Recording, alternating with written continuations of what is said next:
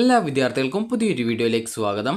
ഈ വർഷത്തെ Kerala university degree കോഴ്സുകളിലേക്കുള്ള supplementary ഘട്ട അലോട്ട്മെൻറ്റിനായിട്ടുള്ള രജിസ്ട്രേഷൻ ജൂലൈ 15-ാം തീയതി അവസാനിക്കും. ഇതുവരെ +1 സേ ഓർ ഇംപ്രൂവ്മെൻറ്റ് പരീക്ഷാഫലം വന്ന ശേഷം ഇതുവരെ അപേക്ഷ സമർപ്പിക്കാത്ത വിദ്യാർത്ഥികൾക്ക് ഇപ്പോൾ അപേക്ഷ സമർപ്പിക്കാവുന്നതാണ്. അപ്പോൾ ന്യൂ രജിസ്ട്രേഷൻ എന്നുള്ള ഈ ഒരു ലിങ്കിൽ ക്ലിക്ക് ചെയ്തുകൊണ്ട് വിദ്യാർത്ഥികൾക്ക് ഈ ഒരു അപേക്ഷ നൽകാനുള്ള, അതായത് ഈ ഒരു ഡീറ്റെയിൽസൊക്കെ നൽകിക്കൊണ്ട് ഈ ഒരു അപേക്ഷ നൽകാവുന്നതാണ്. സ്വന്തമായിട്ട് അപേക്ഷ സമർപ്പിക്കാൻ സാധിക്കാതിരിക്കുന്ന വിദ്യാർത്ഥികൾ നിങ്ങൾക്ക് തൊട്ടടുത്തുള്ള അക്ഷയ സെൻറ്ററിലോ അല്ലെങ്കിൽ തൊട്ടടുത്തുള്ള ഏതെങ്കിലും ഇൻ്റർനെറ്റ് കഫേകൾ വഴിയോ നിങ്ങൾക്ക് ഈ ഒരു അപേക്ഷ സമർപ്പിക്കാനായിട്ട് സാധിക്കുന്നതാണ്. അപ്പോൾ വിദ്യാർത്ഥികൾക്ക് ഈ ഒരു അപേക്ഷ, അതായത് നിങ്ങൾക്ക് എത്ര വീതം സീറ്റുകളാണ് ഓരോ കോളേജിലും ഉള്ളത് എന്നത് സംബന്ധിച്ചുള്ള വാക്കൻസി പൊസിഷൻ ഇവിടെ നൽകിയിട്ടുണ്ട്. ജസ്റ്റ് അത് ഡൗൺലോഡ് ചെയ്തെടുത്തു കഴിഞ്ഞാൽ നിങ്ങൾക്ക് താല്പര്യമുള്ള കോളേജുകളിലേക്ക് നിങ്ങൾക്ക് പ്രവേശനത്തിനായിട്ട് ഈ ഒരു സീറ്റ് വാക്കൻസി ഉണ്ടോ എന്നുള്ളത് നിങ്ങൾക്ക് മനസ്സിലാക്കാവുന്നതാണ്. ജനറൽ കാറ്റഗറിയിലുള്ള സീറ്റിലേക്ക് എല്ലാവർക്കും അപേക്ഷിക്കാം. അതുപോലെ ഓരോ കാറ്റഗറിയിലും എത്ര വീതം സീറ്റുകളുണ്ട് എന്നുള്ളത് ഇവിടെ നൽകിയിട്ടുണ്ട്. നിങ്ങളുടെ കാറ്റഗറിയിൽ സീറ്റ് ഉണ്ടെങ്കിൽ ആ ഒരു കോഴ്സിലേക്ക് നിങ്ങൾക്ക് ഓപ്ഷൻ വെച്ച് കഴിഞ്ഞാൽ ആ ഒരു കാറ്റഗറി സീറ്റിലേക്കുള്ള മെറിറ്റ് സീറ്റിലേക്കും അഡ്മിഷൻ കിട്ടുന്നതാണ്.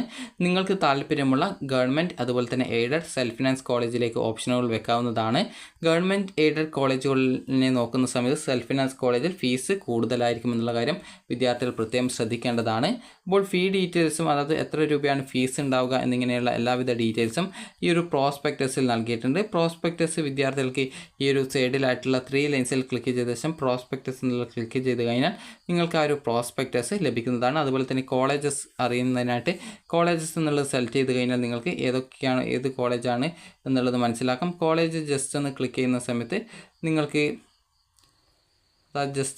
ഈ ഒരു കോളേജുകൾ ഗവൺമെൻറ് ആണോ എന്നിങ്ങനെയുള്ള കാര്യങ്ങളൊക്കെ കറക്റ്റായിട്ട് മനസ്സിലാക്കാൻ സാധിക്കുന്നതാണ്. അതുപോലെ തന്നെ ആ ഒരു കോളേജിൽ എത്ര വീതം കോഴ്സുകളാണ്, അത് ഏതൊക്കെ കോഴ്സുകളാണ് ഉള്ളത് എന്നുള്ള ഡീറ്റെയിൽസുകളും നിങ്ങൾക്ക് ഈ ഇതുവഴി കാണാൻ സാധിക്കുന്നതാണ്. അതുപോലെ തന്നെ പ്രോഗ്രാംസ് എന്നുള്ള ക്ലിക്ക് ചെയ്യുന്ന സമയത്ത് നിങ്ങൾക്ക് ഓരോ കോഴ്സിൻ്റെയും ആ ഒരു ഡീറ്റെയിൽസ് നിങ്ങൾക്ക് മനസ്സിലാക്കാൻ സാധിക്കും. ആ ഒരു കോഴ്സ് ഏത് കോളേജുകളിലാണ് ഉള്ളത് എന്നുള്ളതും, അതുപോലെ ആ ഒരു കോളേജ് ഗവൺമെൻറ് ആണോ എയ്ഡഡ് ആണോ അതുപോലെ തന്നെ സെൽഫ് ഫിനാൻസ് കോളേജുകളാണോ എന്നുള്ളത് നിങ്ങൾക്ക് അറിയാനായിട്ട് സാധിക്കുന്നതാണ്. ഗവൺമെൻറ് എയ്ഡഡ് കോളേജുകളിൽ വെച്ച് നോക്കുന്ന സമയത്ത് ഈ ഒരു സെൽഫ് ഫിനാൻസ് കോളേജുകളിൽ ഫീസ് കൂടുതലായിരിക്കും എന്നുള്ള കാര്യം വിദ്യാർത്ഥികൾ പ്രത്യേകം മനസ്സിലാക്കേണ്ടതാണ്. അപ്പോൾ നിങ്ങൾക്ക് താല്പര്യമുള്ള കോഴ്സുകൾ എവിടെയാണ്, ഏത് കോളേജുകളിലൊക്കെയാണ് ഉള്ളത്, അതനുസരിച്ച് നിങ്ങൾക്ക് ഓപ്ഷനുകൾ വെക്കാവുന്നതാണ്. സ്പോർട്സ് കോട്ടയിലേക്കും അതുപോലെ തന്നെ മാനേജ്മെൻറ്റ് സീറ്റിലേക്കുമുള്ള അഡ്മിഷന് വിദ്യാർത്ഥികൾക്ക് ഈ ഒരു ഘട്ടത്തിൽ തന്നെ അപേക്ഷിക്കാവുന്നതാണ്.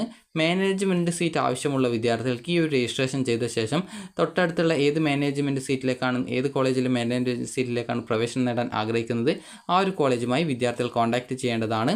അപ്പോൾ വിദ്യാർത്ഥികൾക്ക് ഈ ഒരു വീഡിയോ ഉപകാരപ്രദമായിട്ടുണ്ടെങ്കിൽ ലൈക്ക് ചെയ്യുക, ഷെയർ ചെയ്യുക. Thank you for watching.